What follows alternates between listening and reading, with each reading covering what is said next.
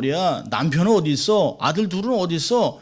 아니 이 외국인 여자는 누구야? 뭐 이런 얘기 하는 사람 한 명도 없습니다. 그런 질문도 하지 않았는데 나오미가 불쑥 자기 말을 합니다. 하는 말이 다 부정적인 얘기예요. 사람이 어려움을 당하면 이 자아가 바닥을 칩니다. 밑바닥 인생의 고백을 해요. 자기 형편을 이렇게 얘기합니다. 나는 더 이상 옛날의 나오미가 아니야. 나오미라는 의미가 뭘까요? 기쁨, 즐거움, 달콤함, 행복함이라는 뜻입니다. 아니 나도 기쁘지 않고 아무도 기쁘게 할 수 없는 사람, 더군다나 남편 먼저 보내, 아들 둘 먼저 죽어, 거지꼴 됐어. 내가 무슨 나오미겠냐는 거예요. 그러지 말고 나를 차라리 마라, 쓰다, 괴롭다라고 하는 뜻으로 마라라고 이름을 불러다고 있습니다. 그런데 성경은 어느 누구도 나오미를 마라라 부르지 않습니다. 우리도 그렇잖아요. 실패했어 그래도 사람들이 우리를 실패자라고 부르지 않습니다. 근데 자기가 스스로 구덩이에 들어가요. 그리고 자기가 스스로 망했다라고 생각합니다. 끝장났다고 얘기합니다. 자, 이렇게 자기가 된 이유가 뭐예요? 전부 다 하나님께 돌리고 있습니다. 하나님에 대해서 원망투성입니다. 자기가 이렇게 철저하게 망한 이유는 하나님 때문이라고 얘기하고 있어요. 가정의 비극의 원인이 자기들의 실수, 자기들의 잘못, 자기들의 범죄라는 게 아니에요. 하나님 말씀을 떠나고 하나님의 정해준 그 구역을 떠났다고 하는 것에 대해서는 전혀 관심도 없고요. 그저 망하게 한 것이 하나님으로 왔다라고 얘기합니다. 이 짧은 구절 20절과 21절 사이에 전능자, 여호와, 전능자 네 번이나 얘기하고 있습니다. 나오미의 말을 보세요. 전능자가 나를 심히 괴롭게 했다. 여호와께서 나를 비워 돌아오게 하셨다. 여호와께서 나를 징벌하셨다. 전능자가 나를 괴롭게 했다. 전능자로 시작해서 전능자로 끝나요. 그러니까 나오미의 말은 하나님이 자기를 징벌해서 풍비박산났다는 거예요. 요즘 말로 세 마디로 딱 요약하면 나는 쫄딱 망했다. 그리고 하나님의 징벌을 받았다. 그래서 나는 하나님의 벌을 받은 죄인이라는 뜻입니다. 이 세 가지를 그렇게 얘기하고 있어요. 여러분 이스라엘 문화는 어떤 문화일까요? 이스라엘 문화는 거룩과 거룩하지 않은 성과 속을 확실히 가르는 세상입니다. 의와 의롭지 않은 것을 가르는 세상이에요. 그래서 하나님의 벌을 받은 죄인과는 상종을 하지 않습니다. 우리 한국 문화도 그렇잖아요. 저놈 저거 하나님의 천벌을 받는 저 하늘의 천벌을 받는 놈이죠. 상종하지 마 이럽니다. 이스라엘도 그런 문화입니다. 그래서 몸에 문둥병이 있다 그러면 진 밖으로 내칩니다. 하나님의 벌을 받았다고 얘기하기 때문에 모든 질병이나 모든 것들을 벌을 하나님으로부터 왔다고 얘기를 해요. 죄인을 멀리하는 전통적인 사회에서 나오미의 고백은 충격적인 겁니다. 이 장면서부터 나오미가 그렇게 한 얘기부터 4장 마지막까지 여인들이 등장하지 않습니다. 그 얘기는 뭘까요? 하나님의 벌을 받은 자들하고는 상종하지 말자. 그래서 나오미와 룻이 어느 여인에게도 도움을 받았다는 말이 한 절도 기록되지 않습니다. 단편적으로 성경은 얘기하는 것이에요. 천벌을 받은 나오미와 룻, 더군다나 이방인 모압 사람과는 교제하지 말아라. 그러지 않았다라고 하는 것을 간접적으로 알려주고 있습니다. 자, 여기서 나오미와 나오미의 고백 속에서 더 웃기는 것은 룻은 투명 인간입니다. 얘기하는 중에서 룻에 대해서 한마디도 얘기하지 않습니다. 그러니까 베들레헴 여인들도 이 여자 누구야? 라고 하는 사람도 없고요. 자기 며느리를 소개하는 말 한마디도 없습니다. 그러니까 나오미가 베들레헴 여인들과 만나는 장면에서 룻의 모습은 전혀 보이지 않습니다. 나오미가 하는 말은 전부 다 1인칭 단수입니다. 내가 하나님이 나를 쳤다. 나를 징벌했다. 내가 빈손으로 돌아왔다. 내가 망했다. 하나님의 벌을 받았다. 이렇게 얘기하고 있습니다. 여러분 베들레헴으로 돌아오기 전에 룻이 한 말이 대단한 말 아닙니까? 어머니가 있는 곳에 나도, 어머니 백성도 그 백성이 나의 백성, 어머니가 죽는 곳에 나도 죽어 장사 지내고 죽어도 떠나지 않겠다. 어머니 하나님이 나의 하나님이라고 한 그런 고백을 듣고 야, 이 정도면 그냥 뭐 데리고 가야 되겠다. 이 말이 얼마 전에도 귀에 쟁쟁쟁 들렸을 것이에요. 근데도 룻에 대해서 소개하거나 한마디 이런 방구하지 않습니다. 자기가 빈손으로 돌아왔다는 거예요. 나 혼자라는 게 나 혼자. 여러분, 이 말을 듣고 있던 옆에서 했던 며느리 룻의 마음은 어땠을까요? 나란 존재는 뭐야? 아니, 시어머니 한 분 믿고 따라왔는데 나는 소개도 하지 않고 무시하네. 이게 뭐야? 더군다나 시어머니가 자기를 말하라고 얘기하는데, 아니 그럼 난 뭐야? 나는 말하를 쫓아온 난 뭐야? 이렇게 되는 거죠. 난 아직도 젊은데 졸지에 남편 잃어버리고 청산 과부가 됐어요. 본토 친척 부모 집을 떠났어요. 아무것도 없이 그냥 그저 시어머니 한 분 쫓아왔는데 시어머니가 나는 괴로운 인생이라. 자기는 상관도 하지 않아요. 얼마나 비통할까요? 시어머니 나오미는 자신과 동행한 롯에 대해서 일체 언급하지 않습니다. 여러분, 이걸 보면 사람이 마음이 아프면 속이 좁아져요. 시야가 좁아집니다. 생각이 좁아져요. 사람이 마음이 아프고 고통하고 환난당하면 곁에 있는 게 안 보여요. 그리고 극단적이고 부정적인 것만 보게 됩니다. 난 안 돼. 이러다 죽나 봐. 내 곁에는 아무도 없어. 그 얘기를 듣고 있는 며느리의 삶은 어머니 제가 있는데, 절망적인 것, 극단적인 것이 눈에 들어온다면 우리의 마음이 좁아진 거예요. 그래서 성경이 고린도 전서 얘기하잖아요. 너희도 나와 같이 마음을 좀 넓혀라.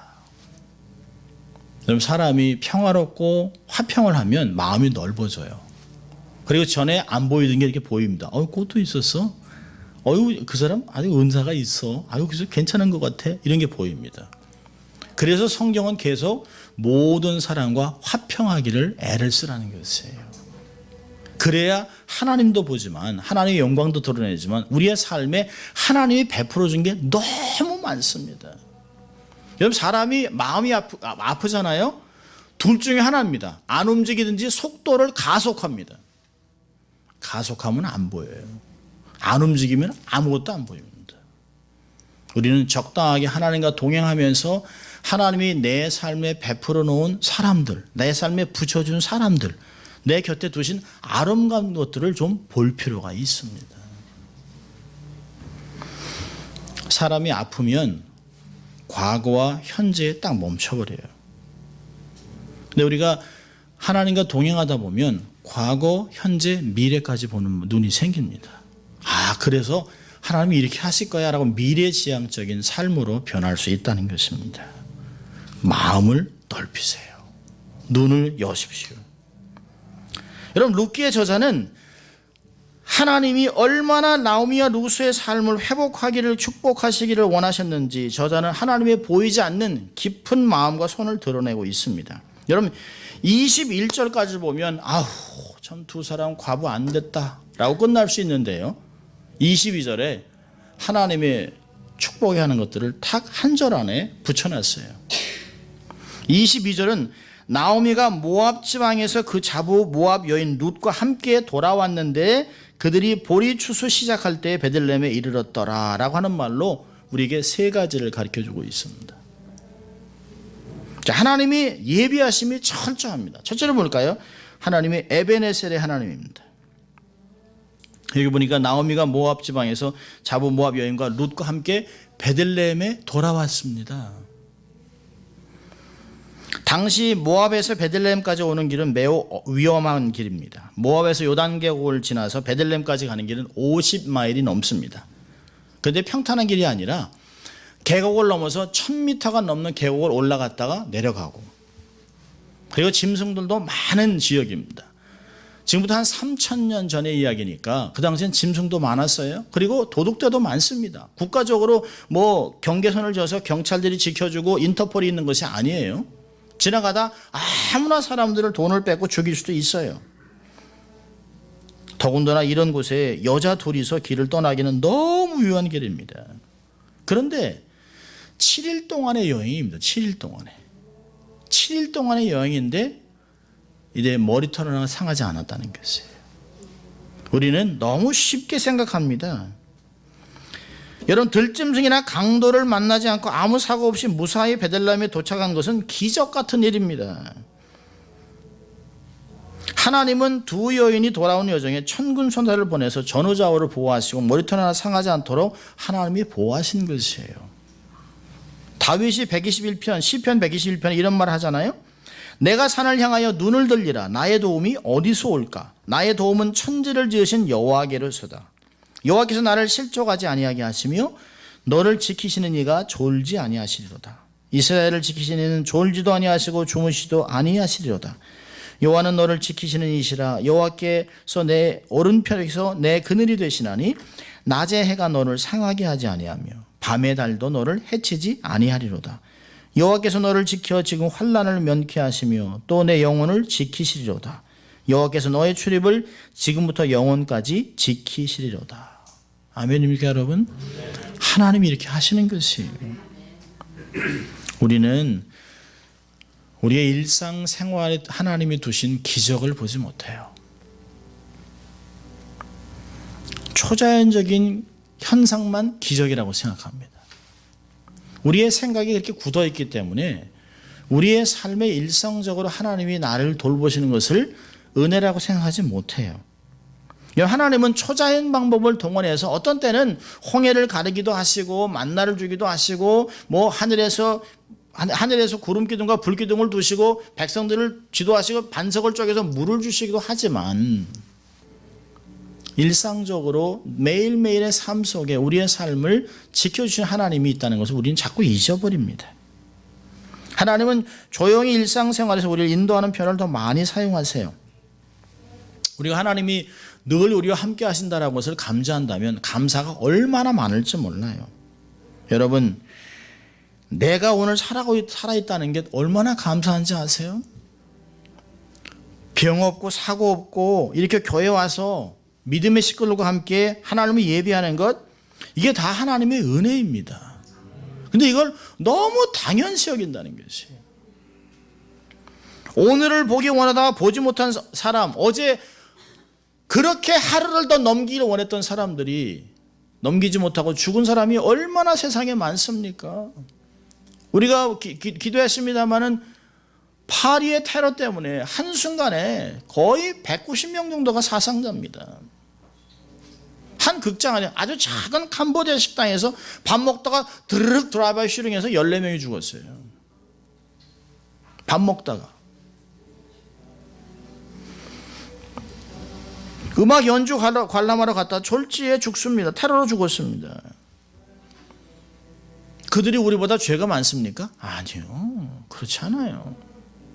언제든지 사고 날 수 있고 언제든지 죽을 수 있어요. 그런데 내가 살아있다고 하는 것, 하나님의 은혜라는 것이에요. 내가 아직도 살아있다라고 하는 것, 하나님이 나를 통해서 하실 일이 있고 나를 통해서 받으실 영광이 아직도 남아있다는 것이에요. 현재라는 것이 프레젠트잖아요. 프레젠트는 is God's present. 지금이라고 하는 하나님의 선물입니다. 선물. 그냥 주어진 것이 아니에요. 나오미와 룻이 7일 동안의 여행을 통해서 모압에서 베들레헴으로 돌아오는 그 일이 그냥 자연적일까요? 아니에요. 하늘에서 천군선을 동원해서 그들이 상하지 않도록 하나님이 노심초사하면서 그들을 돌보셨던 에베네셀에 하나님이 계셨기 때문에 그들이 베들레헴에 도착한 것이에요. 믿을 수 있기를 바랍니다. 두 번째로 하나님이 예비하시면 22절에 이렇게 나와 있습니다. 모압 여인 룻, 누구예요? 자부. 그 자부 모압 여인 룻과 함께 왔다는 것이에요. 신앙의 동반자를 주셨다는 것이에요. 22절 앞부분을 원문에 충실하게 번역을 해보면 그래서라고 하는 단어가 있습니다. 그래서 나오미가 돌아왔는데 모압 여인 룻과 함께 왔다. 그녀는 모압 지방에서 돌아온 나오미의 며느리였다. 돌아온 사람이 룻이라고 얘기하고 있습니다. 룻이 돌아왔다는 것이에요. 성경은 룻을 정식으로 소개하고 있습니다. 여호와의 백성이라고 하는 혈통 중심인 유대인들을 염두에 두고 떳떳하게 당당하게 모압 여인 룻이라고 밝히고 있습니다.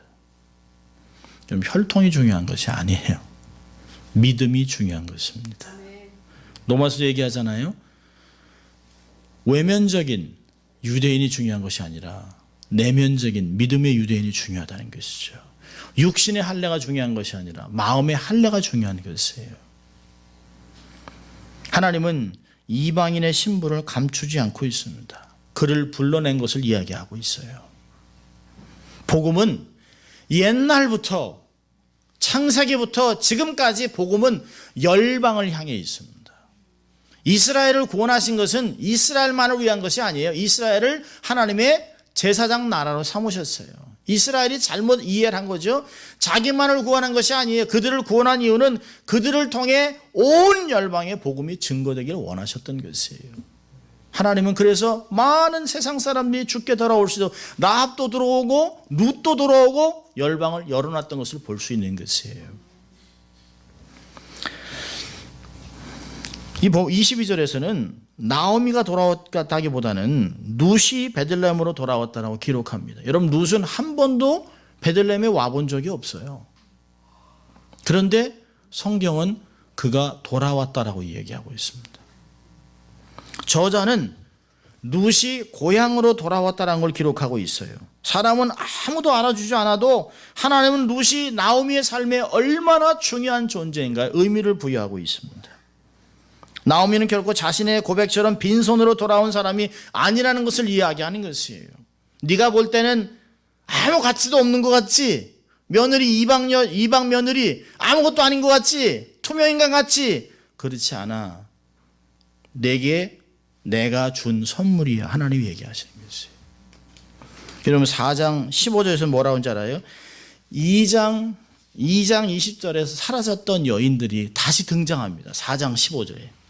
그 여인들이 뭐라고 얘기하냐면 그 여인들이 룻을 너를 사랑하며 나오미 얘기하는 게 룻이 너를 사랑하며 7 아들보다 귀한 자부 룻이라고 얘기하고 있습니다.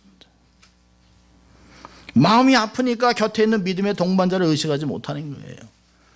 여러분 우리는 we have to know we have more than what we think. 우리가 생각하는 것보다 우리에게 훨씬 하나님의 은혜가 많다는 걸 기억하고 살아야 합니다. 여러분 내가 부족하기 때문에 나와 다른 사람을 붙여주는 것이에요. 하나님은 이 나오미의 나는 비어 돌아왔다라고 하는 그 삶에 아니라는 걸 자꾸 중요하고 있습니다.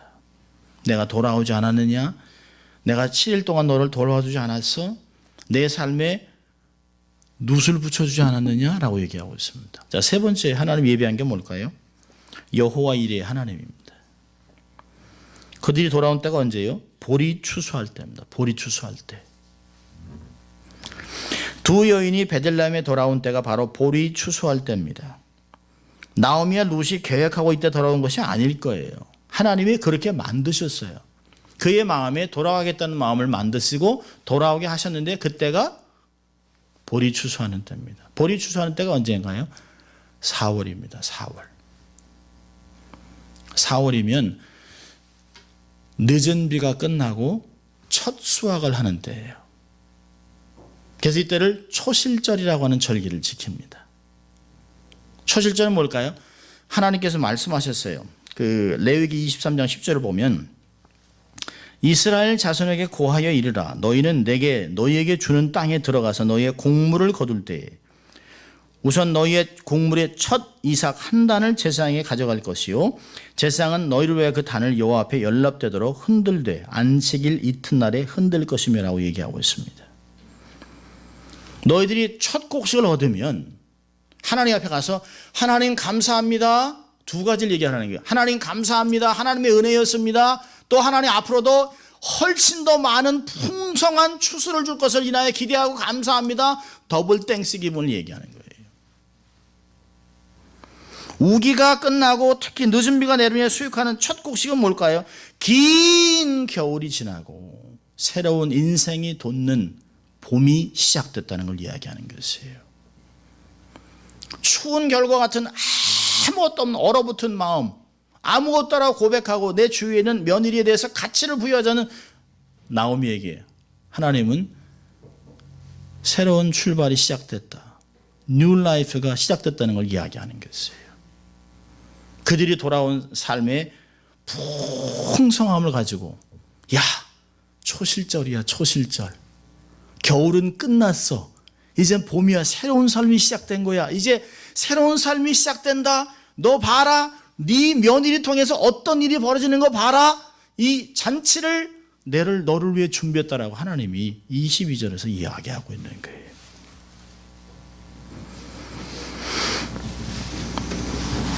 여러분, 자신의 삶이 비었다고 고백하는 나오미를 풍성하게 채우기 위해서 이때 돌아오게 하신 것이에요.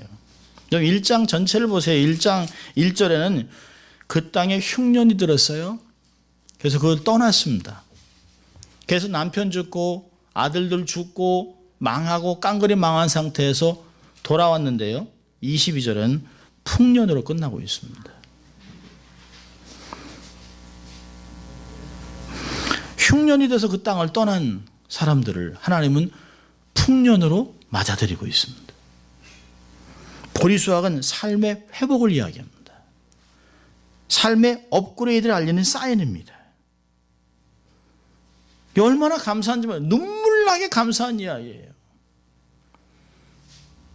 하나님은 자기의 말씀을 버리고 자기를 떠나고 임재를 떠난 백성, 죽어도 싼 백성들을 하나님이 잠시 징계하고 그들을 돌이키기 위해서 풍년을 준비해 놓으셨어요. 눈물나게 감사한 거죠. 저도 아파서 쓰러져 봤기 때문에 아픔이 뭔 줄 알아요.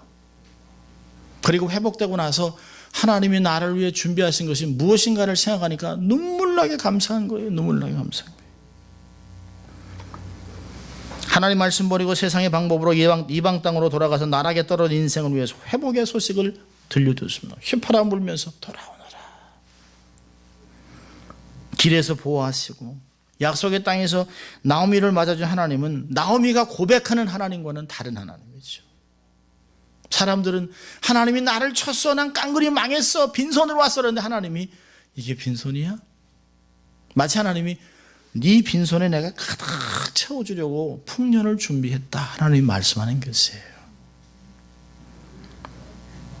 로마서 8장 28절에 우리가 알거니와 하나님을 사랑하는 자고 그 뜻대로 부르심을 입은 자들에게는 모든 것이 합력하여 선을 이루시느니라. 이 말씀을 룻기 1장에서 그림으로 보는 거잖아요. 그림으로. 1장은 흉년으로 시작됐지만 풍년으로 마칩니다. 남편을 잃고 텅 빈 인생이 됐지만 가정을 이루고 축복과 선망이 될 것을 예고하면서 1장을 마치고 있습니다. 혹시 여러분 인생에서 모든 것을 잃어버린 것 같은 절망적인 상황에 있을지라도 우리가 결코 잃을 수 없는 한 가지가 있습니다. 하나님입니다. 여러분을 사랑하고 아끼는 하나님이 있다는 것을 잊지 마십시오. 우리의 아픔보다 더 아파하시고 자식을 향해 눈물을 흘리는 하나님의 눈물을 기억해야 합니다. 일어나십시오. 좌절하지 마십시오. 벌떡 일어나서 눈을 드십시오. 끝도 없이 펼쳐진 하늘을 통치하시는 그 하나님에게 눈을 맞추십시오. 절대로 아무것도 없다 하지 마십시오. 빈손이라 얘기하지 마세요. 하나님이 계십니다. 곁에 가족이 있습니다. 곁에 믿음의 식구들이 있습니다. 하나님의 백성들에게는 절대 절망이란 있을 수 없습니다. 오직 있는 것은 절대 희망입니다. 절대 소망. 다친 마음을 여십시오. 그리고 하나님의 회복과 축복의 사인들을 확인하세요. 여러분이 눈을 열면, 마음을 열면 하나님이 우리의 삶에 베풀어놓은 수많은 사인들을 볼 수 있습니다. 하나님의 휘파람 소리를 들을 수 있어요. 하나님이 나를 부르시는 소리를 들을 수 있어요. 하나님의 계획들을 볼 수 있습니다. 아, 하나님이 일로 오라고 하는구나. 아, 여기로 가면 안 되는구나. 아, 저 사람을 만나라고 하시는구나. 아, 저기에 잔치가 있구나. 아, 절로 가야지라고 하는 마음들이 생긴다는 것이에요. 그 사인들을 확인하고 힘을 내세요. 그리고 하나님의 살아계심을 삶으로 증거하면서 한 주간을 승리하러 여러분 될 수 있기를 주의 이름으로 축원합니다. 기도하겠습니다. 하나님 아버지 감사합니다. 오늘도 저희를 말씀으로 초청하시고 하나님이 어떻게 우리를 회복하시고 축복하시고 원하시는가를 말씀으로 들려주신 것 감사합니다. 우리의 마음을 열고 눈을 열어 하나님이 베풀어오는 수많은 사인들을 보고 한 주간을 하나님과 동행하며 승리하는 저희들 될 수 있도록 하나님 축복하여 주시옵소서. 감사하고 예수님 이름으로 기도합니다. 아멘.